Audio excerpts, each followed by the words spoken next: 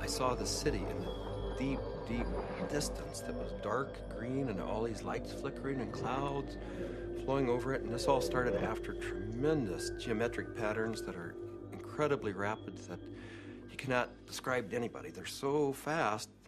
After those had slowed down, I saw this city in the deep distance. So I was sort of watching that, and then this ball of light goes right past me, right in front of me, like, what was that? It didn't scare me, except it was so close. After that, I started looking around. It's like you're in this place, and you're going, why am I in this place? And then I noticed that there was this woman off to my right with a real long nose. She had green skin. She was turning this dial, and I realized she was turning the volume of lights up and down on the city in the distance. And as soon as I looked at her, she noticed I was watching her. And she said, so what else do you want? I said, what else do you have?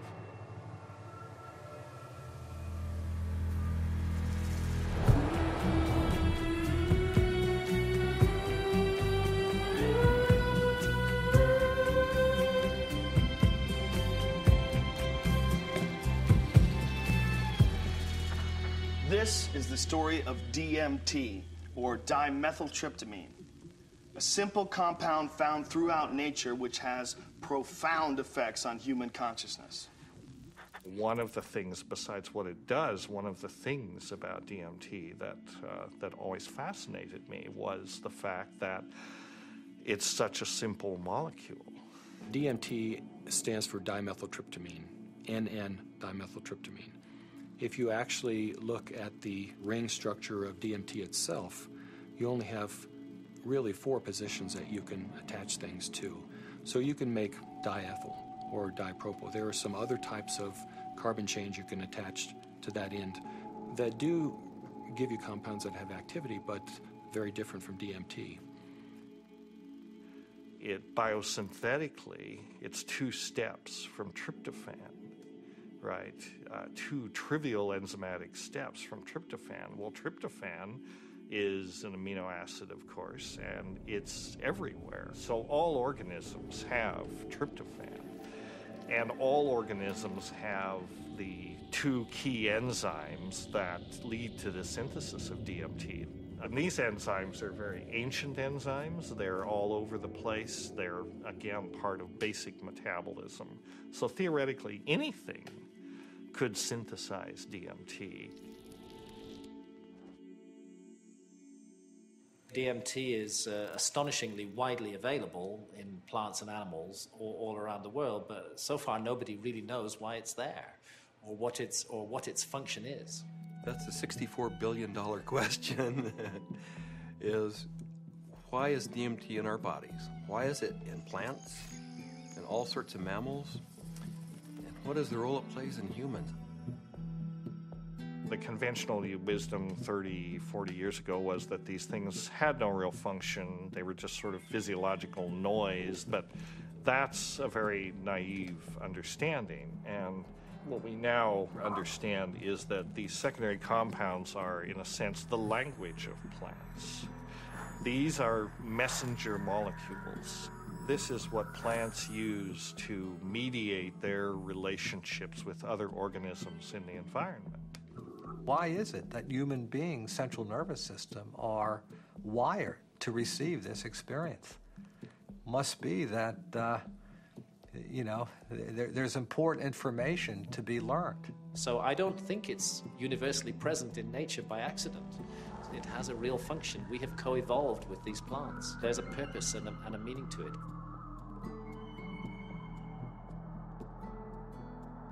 So it really fits in with the notion that DMT may be the common molecular language, resonant language, among all living beings on this planet and maybe others as well. I can't think of a more powerful tool to explore the whole question of what is consciousness. these substances are tools that can be used to expand awareness in all areas of life and apply that expanded awareness for the betterment of people's lives and their communities, their families, and our society. The good news is that there's a growing number of Westerners and actually intellectuals, scientists, artists, movers and shakers, filmmakers, and so on, who realize that this stuff is all too interesting just to go on keeping it swept under the rug. And meanwhile, the Inquisition was a long time ago. The birth of rationalism was a long time ago. At this point, there's no good reason, apart from bad habit, to keep up these barriers. With the help of two concepts that are traditionally opposed, science and spirituality, we humbly reintroduce psychedelics back into the cultural dialogue. DMT, the spirit molecule, it's a conundrum, it's a paradox. What the spirit is the inner world. The molecule is the external world. So the psychedelics or entheogens take us from the science to the spirit. I was drawn to the pineal gland, which is a very small organ in the center of the brain, which has always been an object of interest and even veneration for a lot of esoteric physiological disciplines. I thought, it wasn't totally crazy to presume a pineal site of origin of DMT. Which, fit in nicely with my theory that the pineal was somehow involved in naturally occurring mystical states. This hypothesis proposes that the pineal gland at certain times, when it's under a specific stress or stimulation, it releases a significant amount of this hormone, DMT, and it's that hormone that facilitates the entering and exiting of the soul in the body. This is what the Jewish sage mystics have been describing in a coded language for literally thousands of years. Through meditation, through fasting, chanting, any number of techniques, there might be a burst of endogenous DMT that was correlated with mystical and near-death experiences. And I had this theory that there is a big similarity between psychedelics and experiences that were possible with a lot of meditation. And that was one of the original findings that led me to start looking for a spirit molecule, for a compound in the brain that elicited mystical experience.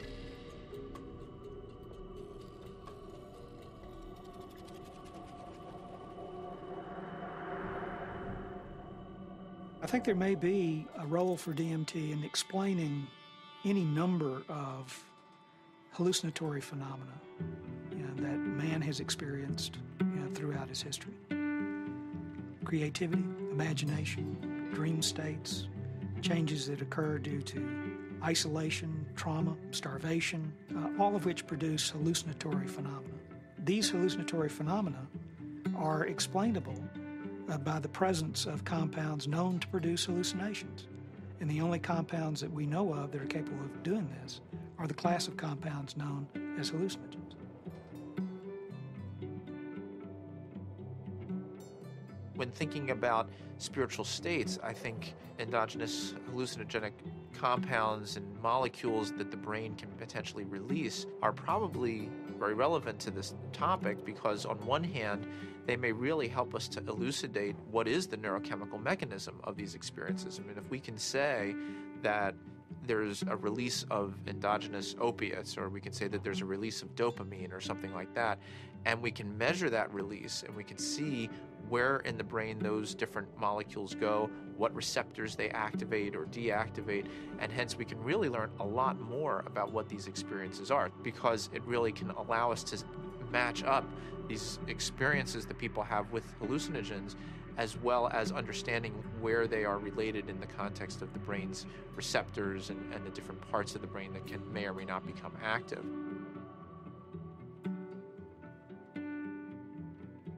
One of the other interesting things about the pharmacology of DMT is that it's actively transported into the brain. And so you have to wonder about the role of DMT in just everyday, normal, perceptual, activity. Too much DMT and things become very psychedelic, or, not enough, DMT in the brain can make things dull and flat and gray. There's something that, for me, makes sense about DMT. You called it the spirit molecule. It might almost be called, the reality molecule. Philosophically, it makes sense that something that would be so fundamental to the way we perceive reality would be imbued out there in reality.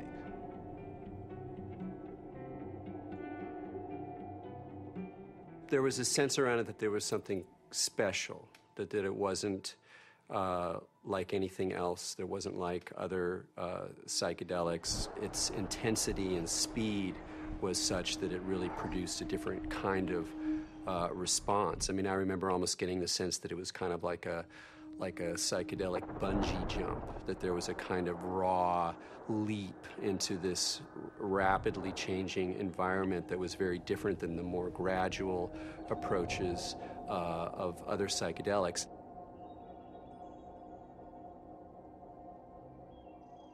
Smoke DMT is sort of like the drive-by shooting of psychedelics.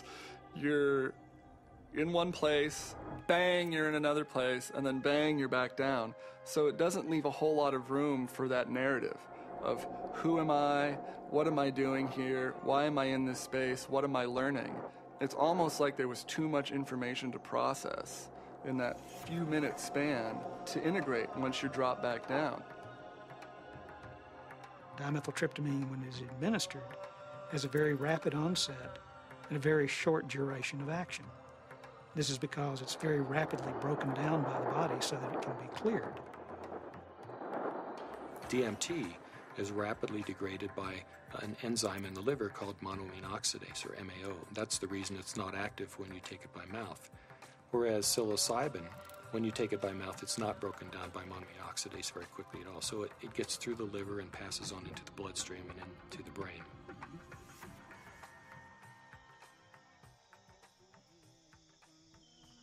Yeah, I'm very interested in ayahuasca. When I began my studies in the early 1990s, ayahuasca was just starting to make inroads into the West, but it's obviously become a lot more popular in the last 10, 15 years. And the visionary ingredient in ayahuasca is DMT.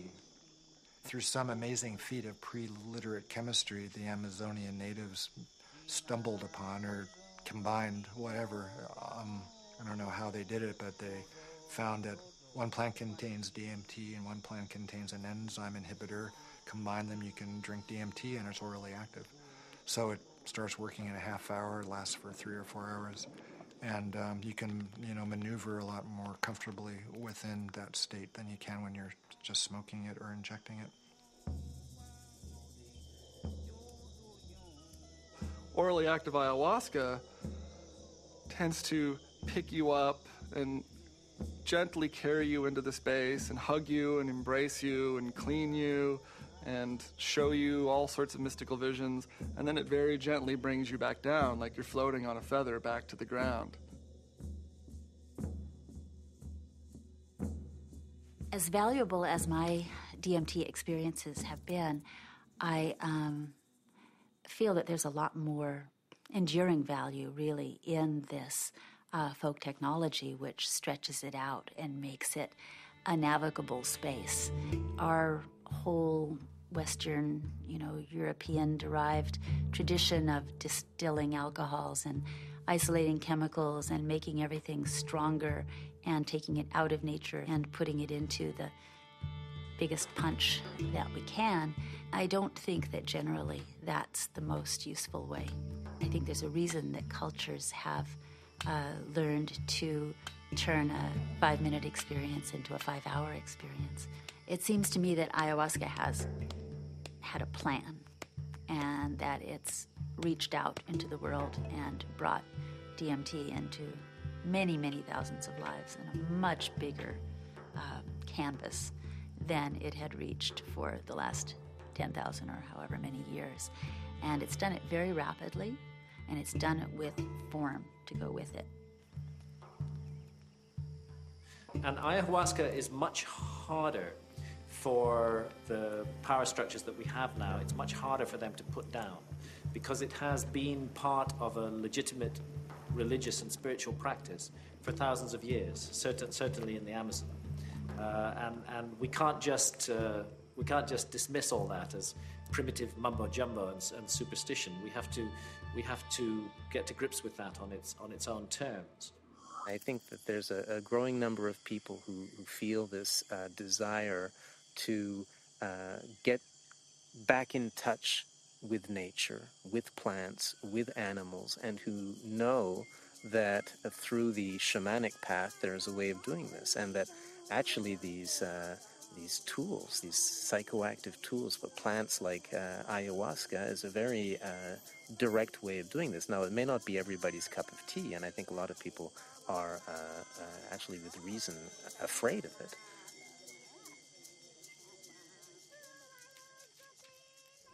I think like a lot of people in my generation, I first heard about DMT through Terence McKenna. And it was a very funny way to become aware of such a powerful and interesting and anthropologically rich topic as a compound like DMT, because it really became more, it was almost more of a concept than something that people were necessarily taking. The DMT flash makes it clear that disembodied consciousness is a possibility. I think that the whole tension of history and the tension of life seems to be about the shedding of the body. Terence was he was a good promoter. Basically, he said it's the ultimate metaphysical reality pill. And even though it's not a pill, but I thought that was a pretty good characterization after I took it. It seemed to be of a different order than LSD and mescaline and some of the other things that were around. DMT really did seem to be a whole other level of experience.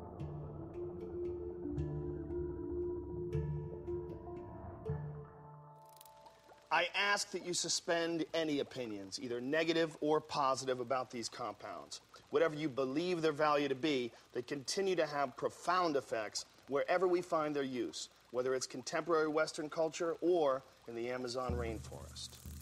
It was in the 50s that the ayahuasca churches started going public. You know, that there was a kind of transition from the indigenous Indians in South America to the mestizo people in the cities, and then these churches, you know, the Santo Daime Church and then the UDV Church a little later, started doing ceremonies that would made the ayahuasca accessible not just to Indians but to urban people in the big cities in Brazil, who are as far from the shamans as we are. In the early 1990s, the UDV established a branch of their church in the United States. In the late 90s, the U.S. Customs Department, along with the DEA, intercepted a shipment of ayahuasca. The church protested the government action. They contended that it violated the Religious Freedom Restoration Act, and the case was heard in the U.S. Supreme Court, and in February 2006, their decision was announced, and it was a unanimous decision on the side of the UDV. Why is it that in the entire Western world, these substances that have been found to be so interesting by hundreds of cultures for thousands of years are prohibited? How did these cultures that consider themselves to be enlightened, democratic, and scientific get to declaring plants illegal? It can seem weird, but there's clearly something deep and revealing about the nature of these societies. Our society values alert, problem-solving consciousness, and it devalues all other states of consciousness. Any kind of consciousness that is not related to the production or consumption of material goods is stigmatized in our society today. Of course, we accept drunkenness, We allow people some brief respite from the material grind.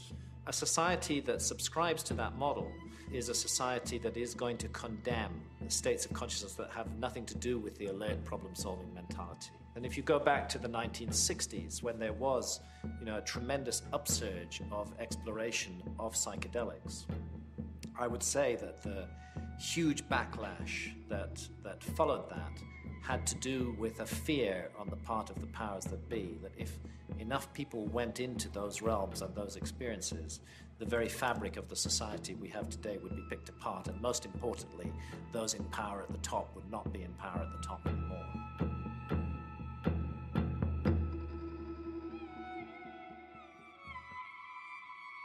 There was an optimism that was ungrounded, that Vietnam was happening, that all this real stuff was going on, and that the psychedelic movement wasn't really addressing that in a real way, and that Timothy and that bunch sold us a false bill of goods that didn't really work. We are now, whether we like it or not, in the psychochemical age. In the future, it's not going to be what book you read. It's going to be what chemicals do you use to open or close your consciousness. Chemicals can help us learn faster. Chemicals can help us expand or contract our consciousness. The atmosphere in the 1960s was, we are doing research here. We are dedicating our lives to trying just about everything on the planet. So we would try it. Then we would talk about it, then we would evaluate it. We regarded ourselves more or less as spiritual pioneers. I mean, the way I look at the 60s, you can see it as a kind of failed attempt at a mass cultural voyage of initiation. So people would try to go out into these other realities, but they didn't have a basis for it. There weren't wisdom traditions and elders. There weren't connections of shamanic lineages. So people would go out and they would kind of smash apart. Timothy Leary really so discredited a scientific approach to studying this, because he started off doing interesting research and then got into advocating use in a way that was incredibly threatening. Culturally, we reacted, and politically, it became impossible to do this sort of research. Funding agencies didn't make resources available. Regulatory agencies increased the practical hurdles for initiating this kind of research. And I think people who had interest in research of this type largely were discredited because of their interest in the research. Social, political, scientific issues that came together pushed these drugs out of the scientific marketplace.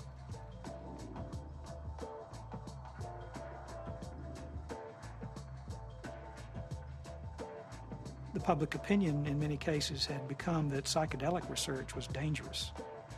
The lay public was uninformed about the true nature of these compounds and what their importance may be in the understanding of perception itself. One of the tragedies to me is that the clinical research on these substances pretty much stopped around 1970. And for me, it's especially tragic because I really believe that these substances played a major role in the development of our philosophy and thinking throughout the world.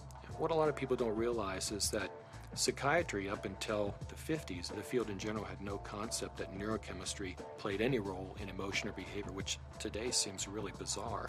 And the discovery of LSD and its potent effects on the human psyche occurred almost contemporaneously with the discovery of serotonin as a molecule in the brain.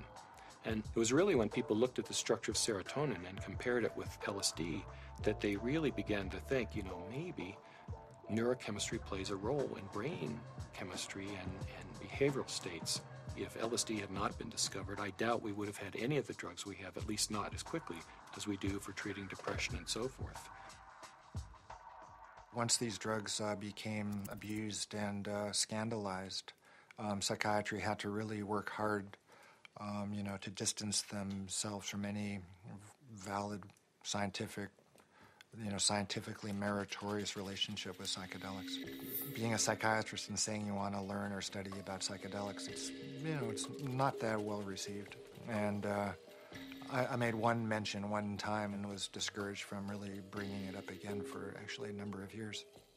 For cultural reasons, the whole class of compounds got pulled off the clinical bench, and no research has gone on for 40 years. So scientifically, I can't imagine a more exciting area to be pursuing. How does one go about studying these plants and compounds? Plants and compounds which produce unimaginable experiences and appear to shed light on some of humanity's greatest mysteries. In order to answer that question, Dr. Strassman conducted the first human psychedelic research in a generation. One of the things that I had established early on was being able to discriminate between studies in the scientific realm and recreational use. But in the early 1980s, I reviewed all of that literature and could pretty well establish on that if people were really carefully screened and supervised and then followed up, that the incidence of adverse reactions to LSD and related psychedelic drugs was extremely low. The drug or the compound or the chemical that seemed like the best candidate to sort of reopen the U.S. Front on psychedelic research would be DMT. It was really, it was exciting for me because I thought this is the first study in a generation. And not only that, despite the fact that DMT had been used safely in earlier studies and it was this natural component of the brain, DMT is one of the most profound and potent psychedelics known. So it wasn't just an initiation of clinical research, it was a reinitiation of clinical research with an extremely potent drug. I was of the strong opinion that you could do these studies, and Rick agreed. So we had a number of discussions, and at some point the discussion came up, Dave, what if I do all this paperwork and spend all this time and get to the end of things and I'm ready to go and I can't get the DMT? And that was a real possibility because DMT, clinical grade DMT, wasn't a chemical you could just buy off the shelf somewhere. And I told Rick, if you get to that point and no one will make it, then I'll do it. And ultimately, Rick got to that point, and I made it. The design of the study was fairly straightforward. Give people DMT and measure as many variables as possible. I had to sort of anticipate a lot of objections that would come my way from the regulatory agencies that oversee this kind of research. So at that point began a 2-year process of dealing with not that many regulatory agencies, but fairly monolithic ones. One sort of a sidelight of the protocol was the involvement of a psychiatrist from UCLA named Daniel Friedman.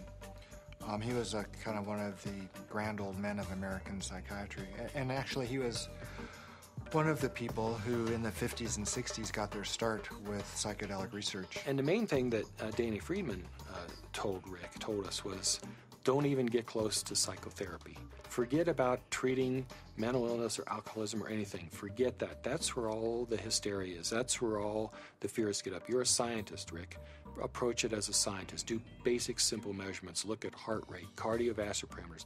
You won't get in trouble doing that. You can get it funded, and it's solid science. Rick did what he said, but then he still was able to get these, accounts of what happened. And that wasn't in the plan. That wasn't really what was proposed in the studies that were funded, and that wasn't what Danny talked about. But those were the spin-off that really made it interesting. Rick Strassman was advertising in some magazine somewhere about wanting volunteers for a particular study in a psychotropic, and I didn't really know I didn't know DMT from STP at that time. And I remember reading that and I'm thinking, oh my God, this is bad. I better get involved in this and make sure that somebody doesn't get hurt and that at least there'd be some sensitivity towards what this stuff is really about. I met Rick's research nurse at a party, and she heard me talking about that I had used peyote ceremonially, and she took me aside and said, there's something that you might be interested in. We're looking for subjects, volunteer subjects, for some unusual research. I was a little concerned that the study participants might be a little obnoxious. Maybe that's not the right word, but you know, people that were just seeking to do a lot of drugs, and they were very professional people. There were varying degrees as to how much hallucinogen use they had been through. It seemed like there were some people that it felt like they had made it their life mission to experience every kind of substance out there, and then other people who I think were just interested for their own personal growth and or curiosity. Once we actually got into the preparation for the actual trips, Rick asked me about roller coasters. Do you like roller coasters?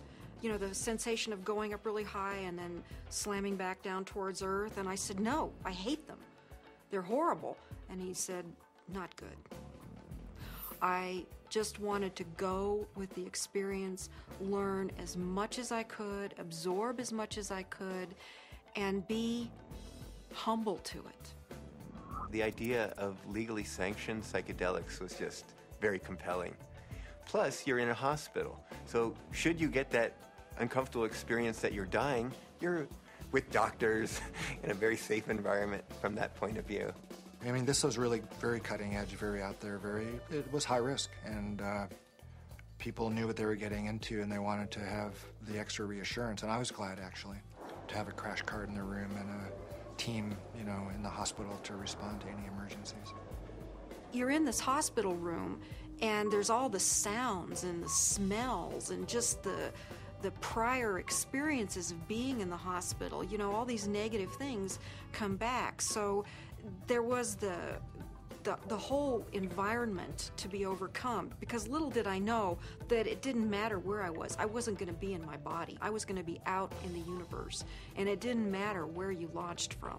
It could be a hospital room. It could be the jungle in the Amazon. It didn't matter where you were, because you weren't going to stay there. Set and setting is so important. It's even more important than the substance. More important than the substance. Set and setting is everything. Now, what is the set and setting when you are blindfolded? The set and setting is not what you're seeing. You're not seeing anything. The set and setting is your internal self. The things that you have learned, the capacities that you have achieved, the conditions of your own psyche and psychology, these are your set and setting. It's the medicine combined with or interacting with the set and setting that creates an effect of safety, of trust, of comfort, and of resourcefulness that makes it possible for you to take some big leaps and receive some big gifts. And if that's not there, you just get terrified. So I didn't really have physical fears so much that they would die or have a stroke. I did have some fears about people's mental health, you know, especially with some of the higher doses. We gave one gentleman who had a lot of experience with the drug one dose, and he didn't think it took him far enough. So then we gave him a higher dose, and he was gone. He was really gone. It reminded me of something from The Exorcist. I mean, he just boom, sat bolt up in the bed, and his eyes opened up, and they were completely dilated and black. And I almost thought he was going to turn his head completely around. And I remember looking at Rick, and Rick looked at me, and I thought, oh my God, he's gone. I hope he comes back. And he did. The countdown was like, you know, counting down preparing for your death, like waiting to surrender. And you'd feel the coldness, and the coldness just going through your veins, and it's really indescribable. It's hard to, you know, it's like ice going through your veins. And the next thing that would happen, besides my racing heart, is this burning sensation would happen on the back of my neck. I mean, this was reliable. This is like clockwork. This happened every time that you shot me up with DMT. And then there'd be a hum, and the hum would get louder and louder, and to the point where it broke apart everything that I was or knew. It was just this.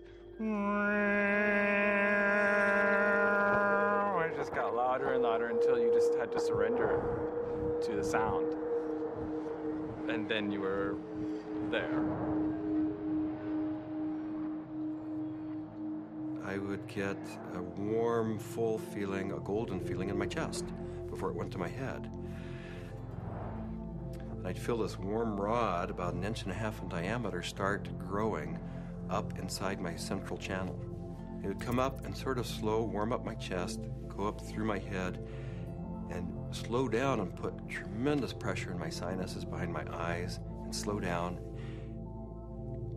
Start to grow and distend the skin behind my forehead about 1 inch, behind my hairline.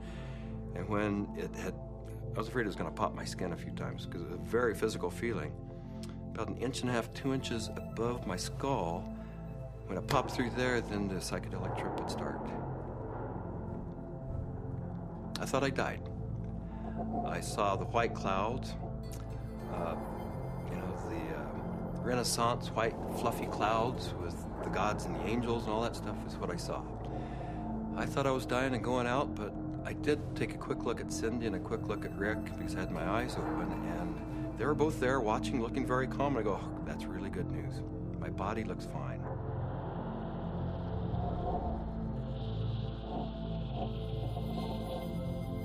So I didn't know whether it was my birth I was re-experiencing, my death which was yet to come, because I know that time crumbles. The linearity of time is totally meaningless in these states. You are at the Godhead, the point where all time folds in on itself. More and more layers of my humanity start peeling off. Finally, the last layer, and I can't even describe what it is, but you have, at some reaches way in there, there is like the last layer of that which defines you as a human being, and it goes click. You are no longer a human being.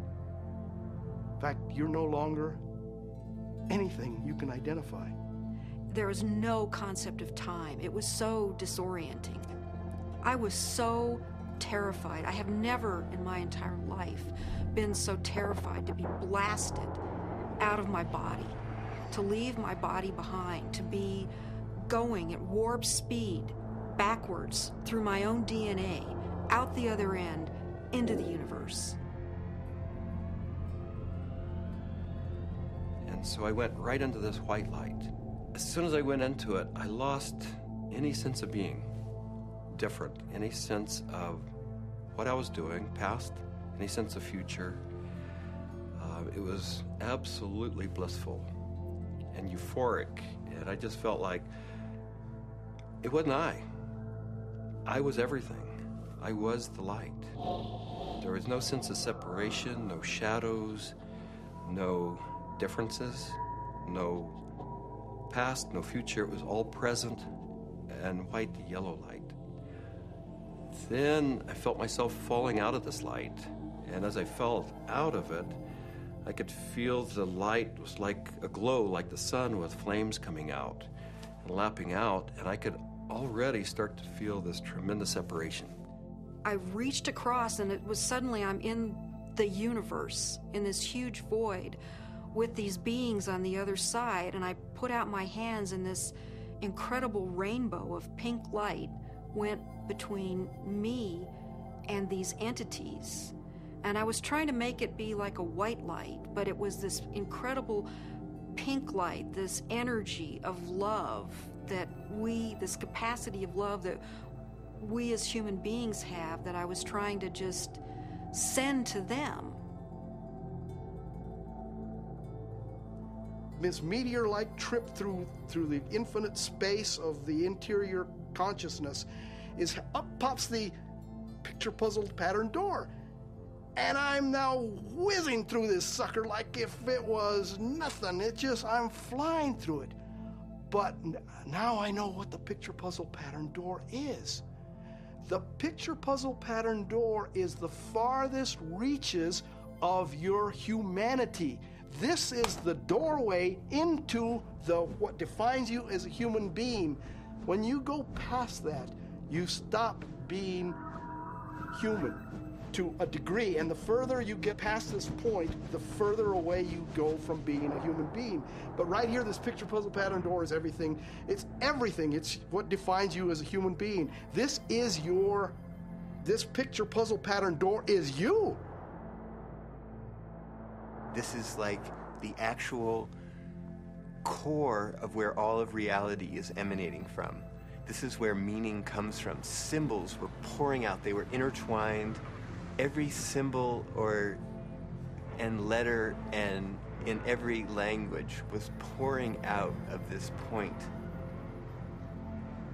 And I looked around at my environment and I was trying to absorb everything, to understand, but there were all of these machines or structures or things that I had never seen before, that I had no idea what they were. I was like a caveman in a computer lab. I didn't have any idea, but I knew in my intellectual awareness that this was a very advanced civilization or life forms or whatever they were. They were so far advanced from what we know here on Earth.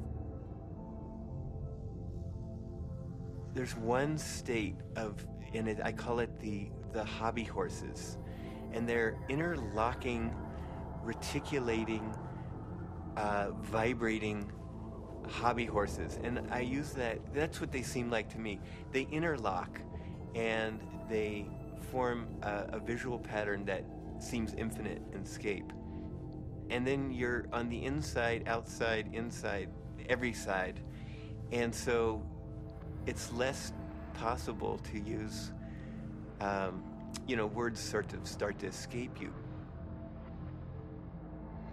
The texture of the space was very much like an animated Mexican tile. It seemed to be hyper vivid in color, in a Technicolor sense, but also very clay-like and earth, like with an earthen, pointing towards earth, but not really being of earth. And there was no I. There was just a sense of a witness being suspended in this incredible vaulted space, like a cathedral made out of stained glass of all imaginable colors. Unbelievable brilliance and saturation of color. Just this amazing pattern in this dome, this gigantic dome. It felt like the size of of a small planet. And there were these winged beings. I don't remember exactly what they looked, but were like angels, something like angels, that were majestically kind of flying through the space. But there was something about the quality of how they were flying that was unique. I'd never seen anything like it. It was like, I don't know, the sense of another realm that was there. My sense was at some point there was this implicit sense, this is the divine realm. This is the divine realm.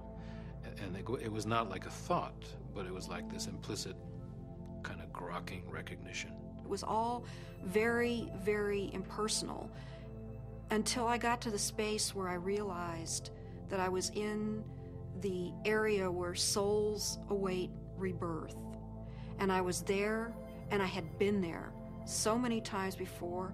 I recognized it, and this incredible transcendent peace came over me. I have never in my life ever felt such peace. Everything was stripped away. Every hope, every fear, every attachment to the material world was completely stripped out of me. I was free to just be the essence of a soul. After the medicine wore off, there is that familiar sensation of kind of coming back into the body. And I do remember that. That was part of almost all of those experiences of kind of coalescing back into sensory awareness and a sense of having a body and of that becoming a little more substantial. And then say, oh yeah, here I am. And I live in a body and I'm okay. So Laura removes the eye shades. And I ask, not really with my eyes open quite yet, I ask, how long was I gone? Because I needed to know. And Rick chimes in like 15 minutes.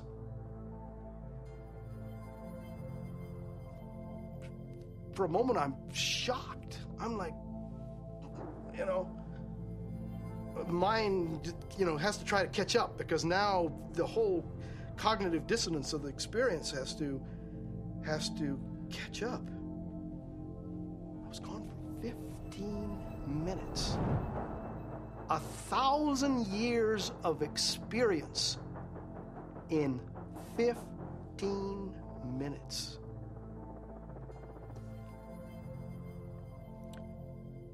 Well, to say the least, it was profound. It was profound. I mean, it's amazing. I mean, it's amazing what a human being can experience in a hospital bed. I mean, they can experience almost the whole universe. You know, life, death, everything in between. This is not some recreational thing, and I don't believe anybody should enter this lightly. It is life transformative.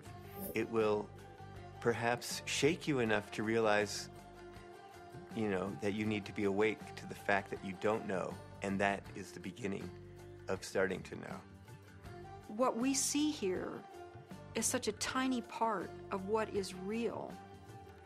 I get really frustrated because, of course, there's no way to prove that where I went was deep space, that I encountered, you know, other entities, other life forms that exist in this universe. At some point, maybe our civilization will become advanced enough and we will throw off these anchors of impossible thought, that these things are impossible, that it's not, you know, that everything that exists where we can see it.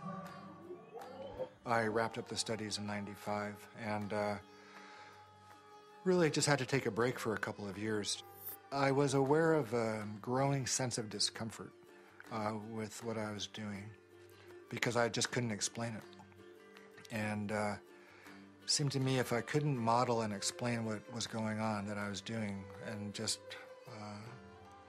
you know, bringing people to the edge of these kinds of experiences, it seemed like I ought to. That it was a little irresponsible to be sort of pushing people off the cliff like that without really knowing exactly what it was and accepting and understanding and feeling comfortable with that model. And, you know, I think what began dawning on me after a while once I stopped the study was that I was really dealing with a spiritual phenomenon. What do these experiences say about the nature of reality, the nature of our minds, or the function of our brain that we can so quickly shift into these alternate realities? Let's take a step back and consider how these experiences inform us about ourselves, our consciousness, and the symbiosis of the two. It started seeming to me that what was happening with DMT, particularly with respect to some of these reports of entering parallel or alternate or freestanding parallel sorts of realms of existence, is that indeed was what their consciousness was doing. The chemistry of their brain, which is the organ of consciousness, was being changed by DMT in such a way that they could then receive information that we weren't able to receive normally. Yes, there's the experiences from DMT and ayahuasca, and they have their function. But if we'll also look at what it enables us to see, it just rips that filtering mechanism away for a few minutes. And for a few minutes, you're immersed in sort of this raw data sphere of input, of sensory input, of memories, of associations. I mean, it seems like the brain builds reality out of these things, what you're experiencing, what you have experienced, and how you associate and synthesize these things together to tell yourself a story, essentially, about what's going on, where you are in space and time.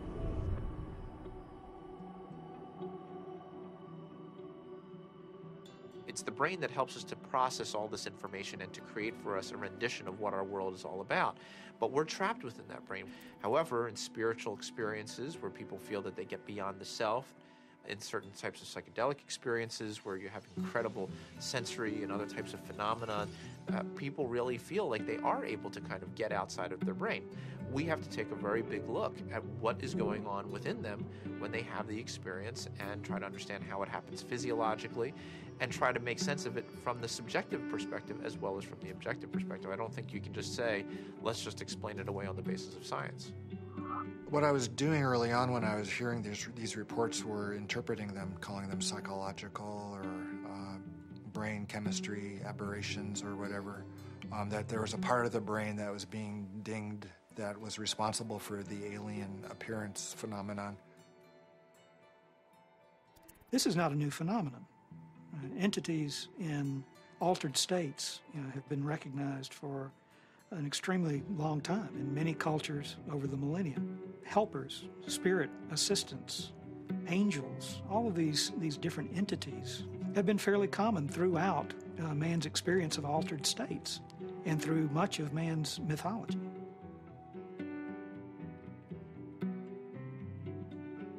I don't think it's out of the realm of possibility that people are in some way interacting with some sort of an intelligence or sentient being or something that exists at some level that's not in this three-dimensional physical plane. I'm looking at it from a sense of, okay, is the drug healing you? Is it helping you? Or is it giving you the tools? What are you bringing back? What you bring back, I think, has to be something more than there are these entities out there. The best psychedelic explorers are people who realize that even the truths they see on a trip are not truths, but new models, new what-ifs, alternative frames. Unless there is a map and a clear methodology, then one will just have a variety of different experiences. All these various experiences that have been reported from NDEs, near-death experiences, alien abductions, alien encounters, sexual ecstasy, I believe all of these experiences, in fact, are fractals. If we understand the concept of fractal geometry, no matter how small it is, it contains everything that is in the larger picture. And thus, that validates profoundly all these various experiences.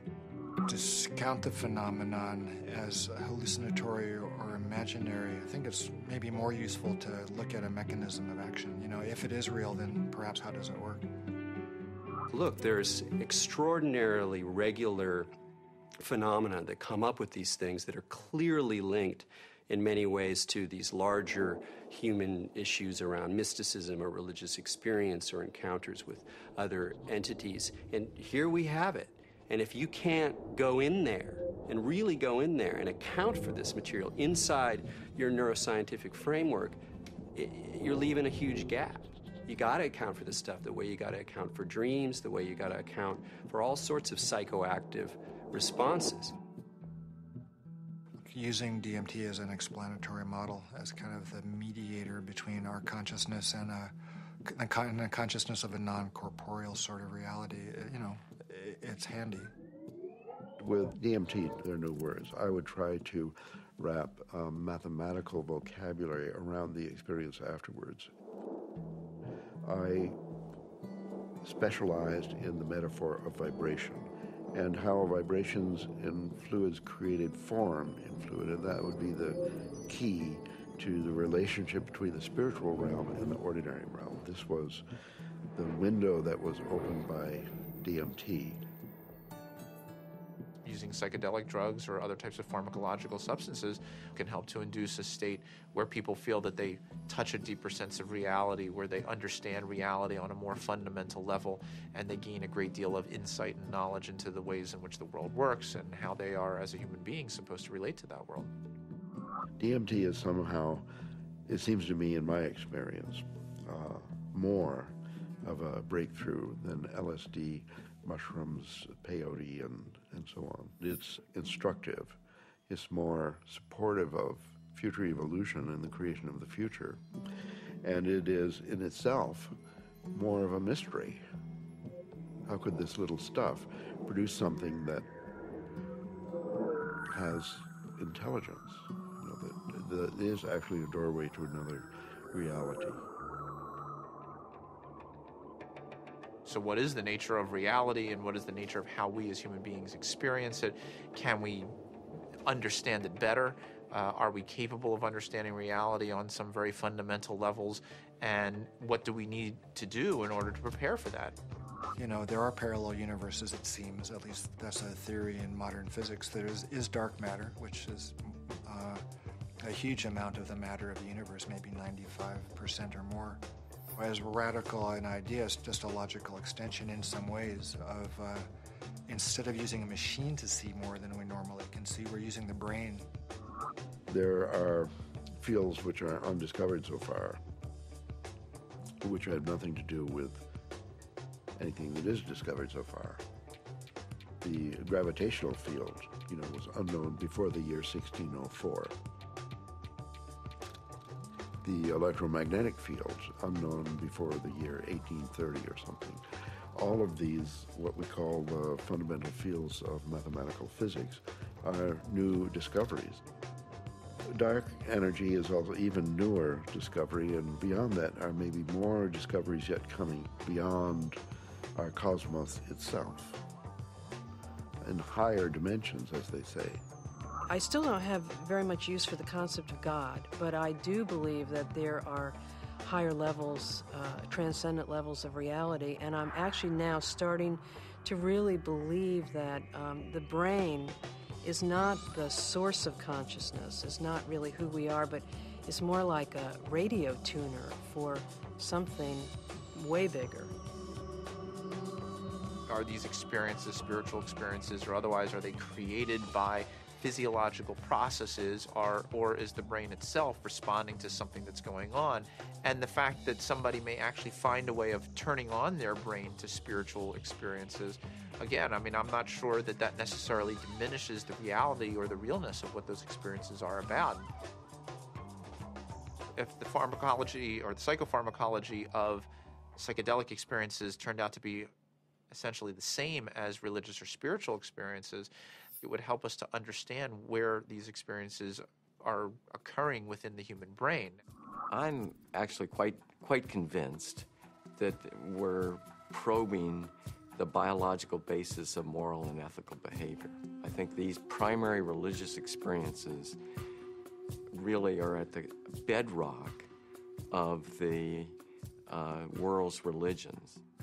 The research and knowledge and speculation about the pineal body and DMT is in fact the hand of God that is interacting with our natural evolution to stimulate and accelerate the process of redemption of individual and of collective global enlightenment.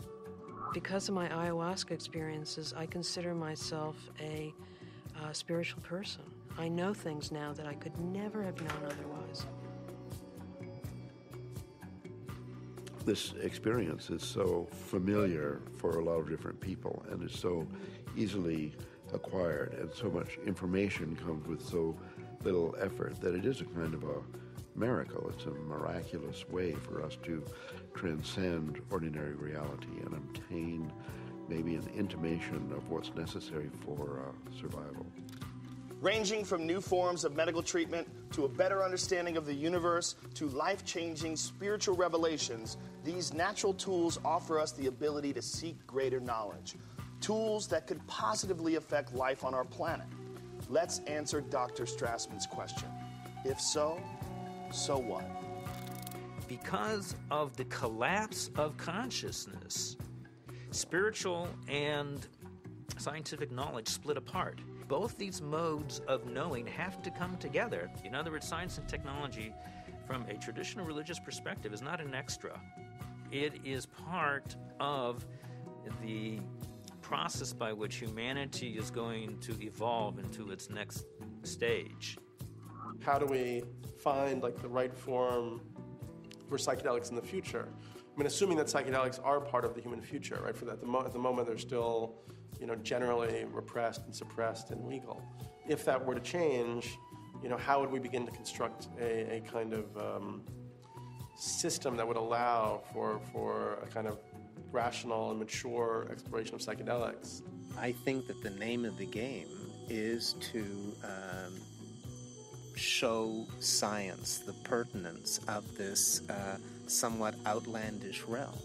And it's not just crazy stuff. It shouldn't be considered as, let's say, not even worthy of interest or illegitimate. I actually think because it's declared off bounds, it just makes it interesting to start with. But one doesn't want to throw out the baby with the bathwater, and I think it's really important to stay faithful to science.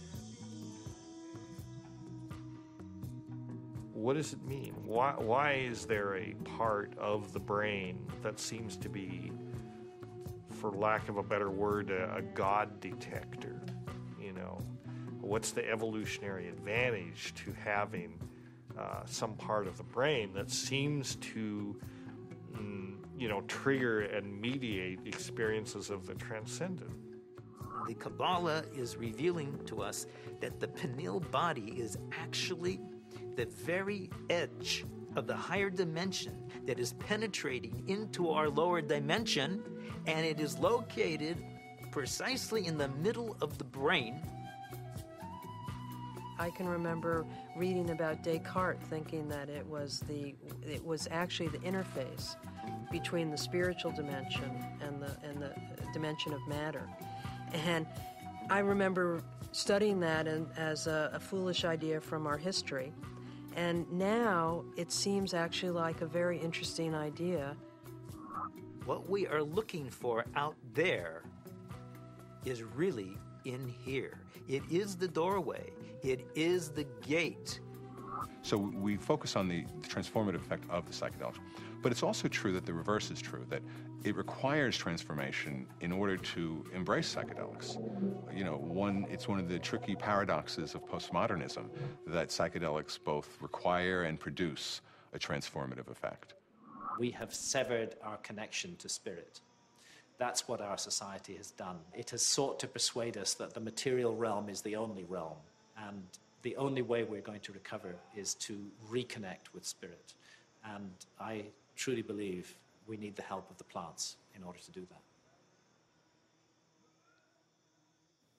Part of our work is to respect these medicines and then to change the culture enough that people doing them can be respected and held. And not everybody needs to do them. Not everybody should or wants to. But that it isn't pushed to the side. And so part of that does involve then research, because that's how in our reductionist society we validate things. With the passing of the years and the opportunity for sober reflection, I think there's a growing appreciation that there may be something to gain from studying these compounds, that there's a lot we can learn, and there may very well be treatment models, particularly for patient populations for whom conventional treatments are ineffective, for whom the psychedelic model, when utilized optimally, may provide great benefit. I think the most important thing that we could do right now that would be fairly straightforward to do is to ask and answer the question of whether ayahuasca could help people who have drug and alcohol abuse. And given that we know that DMT and similar alkaloids have a very strong effect on the same receptor sites that are involved in depression, and the notion that most people, in my experience, who use drugs and alcohol are self-medicating a deep depression or an anxiety. I've had permission now over the last few years to utilize psilocybin, which is the active alkaloid in hallucinogenic mushrooms, in the treatment of patients with advanced stage cancer who have anxiety. We're treating the anxiety, not the cancer. Now, psilocybin is 4-phosphoryloxy-N,N-dimethyltryptamine, so obviously, from a chemical structure point of view, very similar to DMT. Ultimately, what I want to do is see these things used in the way that they were used traditionally, to heal people, help people. And right now, helping people come to terms with dying. It changes your whole relationship to your death, your impending death. Believe it or not, you're going to die. And now, with this tool of having crossed over already, some of the fear around that will disappear.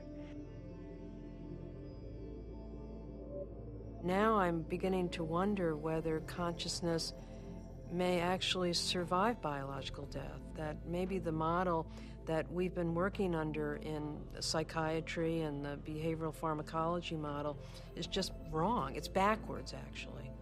That consciousness is primary in the universe and matter is a result of.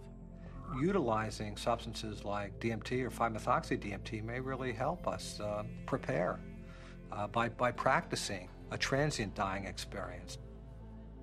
Thus far, we're observing very positive effects in regards to the nature of experience during the session and then subsequent effects on mood regulation and anxiety control, pain perception, and overall quality of life for cancer patients. By and large, our subjects do quite well in the time they have remaining. For those people who do come to terms with it, part of it is a recognition that these psychedelics open up a space that they weren't aware existed and sort of give them a vision of what could be past death, as well as a better perspective on the accomplishments they've made in life, a better feeling about what they've done in their own lives.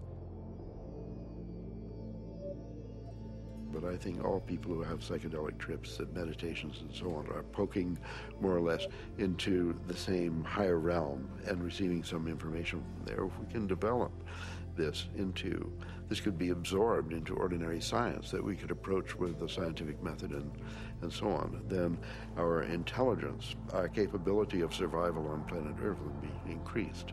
I mean, we're a dying species. We live on a dying planet. We're killing the planet. So our disease is extremely serious.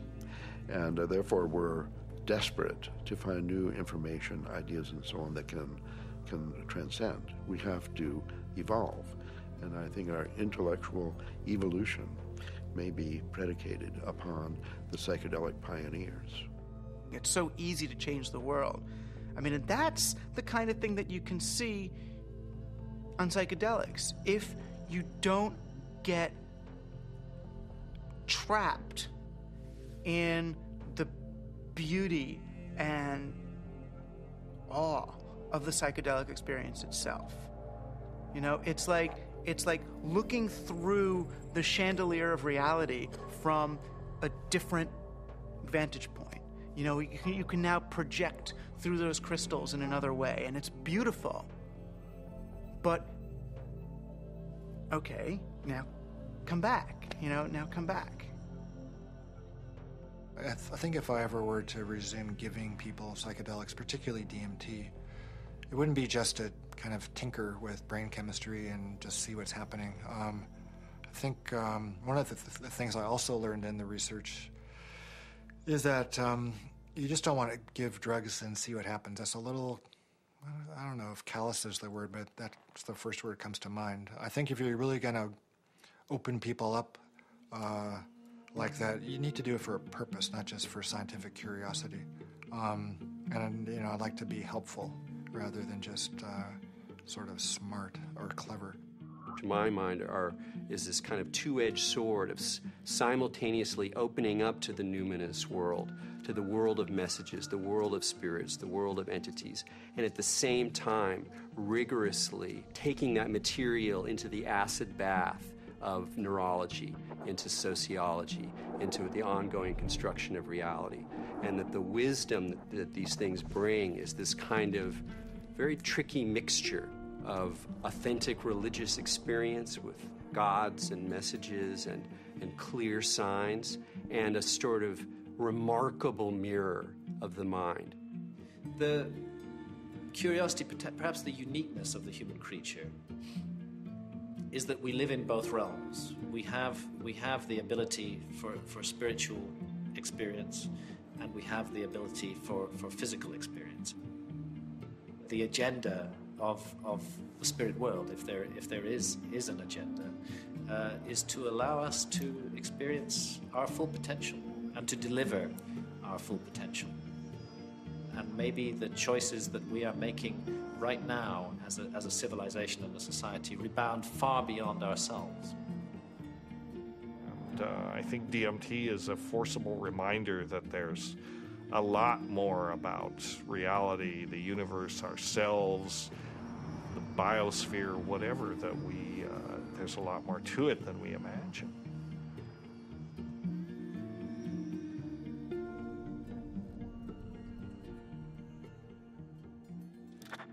It seems our reality is not the only reality. Occasionally, the cracks reveal themselves and may even want to be discovered. As humans, we are creatures that thirst for knowledge. We spend time, money, and infinite energy searching for it, in schools, in churches, in business, and in technology. Knowledge is power, and thus our greatest quest. Dimethyltryptamine, a molecule with a complex name and the simplest ability to unlock the door to another dimension, and perhaps, just perhaps, our future evolution.